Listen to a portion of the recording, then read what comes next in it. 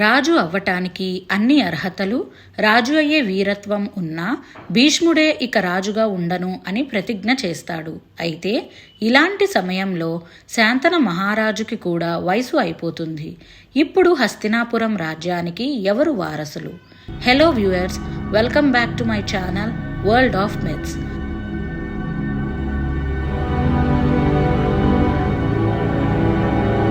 Mahabharatam episode 2. Bhishma ప్రతిజ్ఞ జరిగి చాలా సంవత్సరాలు అయింది. శాంతన మహారాజుకి కూడా వయసు అయిపోయి మరణించారు. అయితే శాంతన మహారాజుకి సత్యవతికి 2 మగపిల్లలు పుడతారు. ఒకరి పేరు చిత్రాంగుడు, ఇంకొకళ్ళ పేరు విచిత్ర వీరుడు. వీళ్ళిద్దరిలో చిత్రాంగుడు గొప్ప యోధుడు. తండ్రి తర్వాత చాలా యుద్ధాలకు వెళ్ళి తన పరాక్రమాన్ని చూపించేవాడు. ఇలా రాజు అవుతాడు అనే సమయానికి దురదృష్టవశాత్తు ఒకరోజు ఒక గాంధర్వుడితో దాదాపు 3 సంవత్సరాలు ఘోరమైన యుద్ధం చేసి మరణిస్తాడు. ఇంకా వేరే దారి లేక హస్తినాపురం బాధ్యతలన్నీ చిన్న కొడుకు అయిన విచిత్ర వీరుడిపై పడింది. ఇతడు చిన్నప్పటి నుంచి భీష్ముడు ఎంత నేర్పినా ఎలాంటి విద్యలు నేర్చుకోకుండా మద్యానికి, ఇతర మోహాలకి ఎక్కువ అలవాటు పడ్డాడు. అలాగే ఇతనికి చిన్నప్పటి నుంచి ఒక వ్యాధి ఉండేది. దానివల్ల అతను ఎప్పుడూ అనారోగ్యంతోనే ఉండేవాడు. ఎప్పుడూ శ్వాస తీసుకోవటానికి ఇబ్బంది పడేవాడు. ఇదంతా ఆలోచించిన భీష్ముడు ఎలాగైనా విచిత్ర వీరునికి పెళ్లి చేసి ఎలాగైనా వారసులను తెచ్చుకోవాలని సత్యవతి దేవితో మాట్లాడుతూ ఉండేవాడు. ఇంతలో సత్యవతీదేవి దగ్గరలో కాశీ అనే రాజ్యం ఉంది. అక్కడ రాజు వాళ్ల కూతుర్లకి స్వయంవరాన్ని ఏర్పాటు చేస్తున్నాడు. నువ్వు అక్కడికి వెళ్ళి స్వయంవరంలో వాళ్ళని గెలుచుకొని వాళ్ళని హస్తినాపురంకి తీసుకురమ్మని భీష్మునికి చెప్పి పంపిస్తుంది.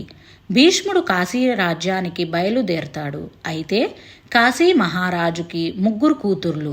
వాళ్ల పేర్లు అంబ, అంబిక, అంబాలిక. వీళ్ల 3కే స్వయంవరాన్ని ఏర్పాటు చేస్తాడు. కానీ పెద్ద అమ్మాయి అయిన అంబాదేవి శాల్వ దేశపు యువరాజు అయిన సాల్వుడిని ప్రేమిస్తుంది.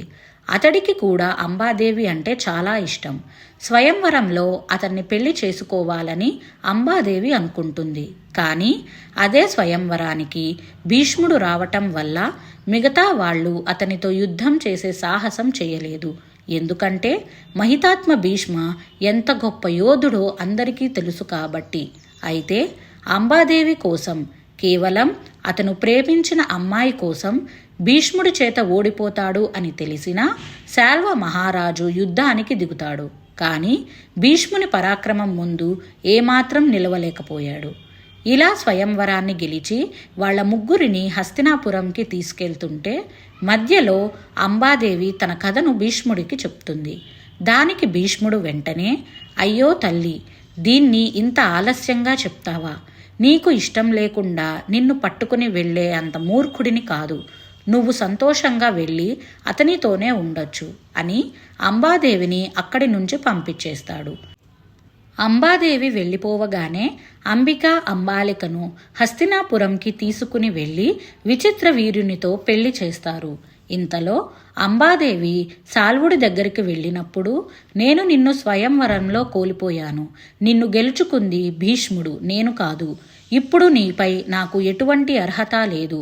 ఇప్పుడు నువ్వు తిరిగి వచ్చావంటే భీష్ముడు ఇచ్చిన దానం, అది నాకు వద్దు, వెళ్ళిపో అని కోపంగా అరుస్తాడు. ఆ బాధను తట్టుకోలేక పుట్టింటికి వెళ్ళలేక తిరిగి హస్తినాపురంకి వస్తుంది. పోనీ ఇప్పుడైనా హస్తినాపురంకి మంచి రోజులు వచ్చాయి, వారసులు పుడతారు అని అందరూ ఆనందంగా ఉండే సమయానికి హస్తినాపురంకి రాజు అయిన విచిత్ర వీరుడు ఎలాంటి వారసులు పుట్టకముందే చనిపోయాడు. దీనితో భీష్ముడు చాలా బాధపడతాడు. ఇలాంటి సమయంలో అంబాదేవి అక్కడికి వచ్చి, నన్ను గెలుచుకుంది నువ్వే, నన్ను పెళ్లి చేసుకో అని భీష్ముడితో అంటుంది. కానీ దానికి భీష్ముడు, తల్లి, నేను ఆ పని చేయలేను. ఎందుకంటే నేను జీవితాంతం బ్రహ్మచారిగా ఉంటాను అని ప్రతిజ్ఞ చేశాను అని చెప్తాడు. అప్పుడు అంబాదేవి, నాకు తెలుసు భీష్మ, నువ్వు ప్రతిజ్ఞ చేశావు అని. అయినా నువ్వు నన్ను పెళ్లి చేసుకుంటే నీ ప్రతిజ్ఞకు భంగం కలుగుతుంది. ఇచ్చిన ప్రతిజ్ఞను నిలబెట్టుకోలేని మనిషి యొక్క జీవితం ఎంత బాధాకరంగా మారుతుందో నీకు కూడా తెలియాలి. అందుకే నేను నిన్ను పెళ్లి చేసుకోమని అడుగుతున్నా అని అంటుంది. కానీ అప్పటికి కూడా భీష్ముడు నేను అలా చేయలేను అని చెప్తాడు. అప్పుడు అంబాదేవి, నాకింత అన్యాయం చేస్తావా భీష్మ, నేను ఇప్పుడు వెళ్ళిపోతున్నా, కానీ ఇది మర్చిపోతా అని అనుకోకు. నేను ప్రపంచమంతా తిరిగి ఒక గొప్ప రాజుని సహాయం అడుగుతా, నిన్ను అలాగే నీ వంశాన్ని అంతం చేయటానికి. ఇది నా మాట అని చెప్పి అక్కడి నుంచి వెళ్ళిపోతుంటే భీష్ముడు, ఆగు తల్లి, నా మీద యుద్ధం అంటే ప్రపంచంలో ఏ రాజు కూడా ముందుకి రాడు, కానీ నన్ను ఓడించగలవారు, నాతో తలపడగలవారు ఈ ప్రపంచంలో ఒక్కరే ఉన్నారు. అదే నా గురువు అయిన పరశురామస్వామి. నువ్వు అతని దగ్గరికే వెళ్ళు. ఒకవేళ నేను చేసింది తప్పైతే అతనే నన్ను శిక్షిస్తాడు అని చెప్పి పంపిస్తాడు. ఇక అంబాదేవి పరశురాముడి దగ్గరికి ప్రయాణం మొదలు పెడుతుంది. చాలా రోజుల తర్వాత పరశురాముడి దగ్గరికి చేరుకుంటుంది. మొదట అన్యాయం చేసింది భీష్ముడు అని చెప్తే నమ్మకుండా అంబాదేవిని కోప్పడి లోపలికి వెళ్ళిపోతాడు. కానీ ఆ తరువాత నేను చెప్పింది పూర్తిగా వినకపోతే నేను ఇక్కడే అగ్ని ప్రవేశం చేసి చనిపోతా అని చెప్తుంది. అప్పుడు తన బాధని చూడలేక పరశురాముడు, ఏం జరిగింది చెప్పు అని అంటాడు. అప్పుడు జరిగినదంతా అంబాదేవి పరశురాముడితో చెప్తుంది. ఇటు చూస్తే భీష్ముడు చాలా బాధగా ఉంటాడు. ఏం చేయాలో అర్థం కాదు. ఇంతలో అంబాదేవి మళ్లీ తిరిగి హస్తినాపురంకి వస్తుంది. రావటమే నేరుగా భీష్ముడి దగ్గరికి వచ్చి ఒక చేతిలో కత్తి ఇంకో చేతిలో తాళి పెడుతుంది. అయితే నన్ను పెళ్లి చేసుకో, లేకపోతే ఈ కత్తి తీసుకొని చనిపో అని చెప్తుంది. అయితే భీష్ముడు తాను అన్నమాటకి ఆశ్చర్యంతో చూస్తుంటే, ఏంటి అలా చూస్తున్నావు?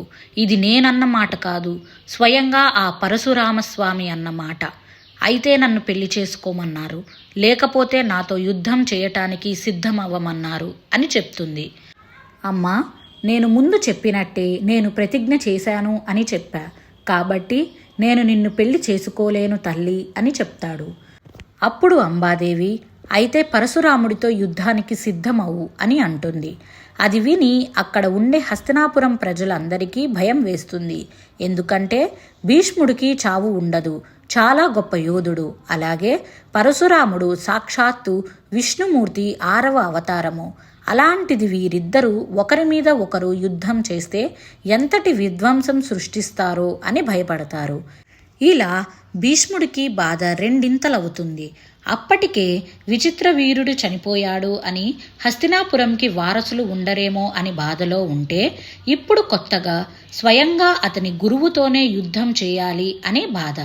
తర్వాత ఏం జరిగింది? వీళ్ళిద్దరిలో ఎవరు గెలిచారు? ఇప్పుడు హస్తినాపురం రాజ్యానికి వారసులు ఎవరు? ఇది తెలుసుకోవాలంటే ఖచ్చితంగా నెక్స్ట్ ఎపిసోడ్ చూడాల్సిందే. ఇప్పటి వరకు ఎవరైనా నా ఛానల్ని సబ్స్క్రైబ్ చేయకపోతే వెంటనే చేయండి. And stay tuned for episode 3.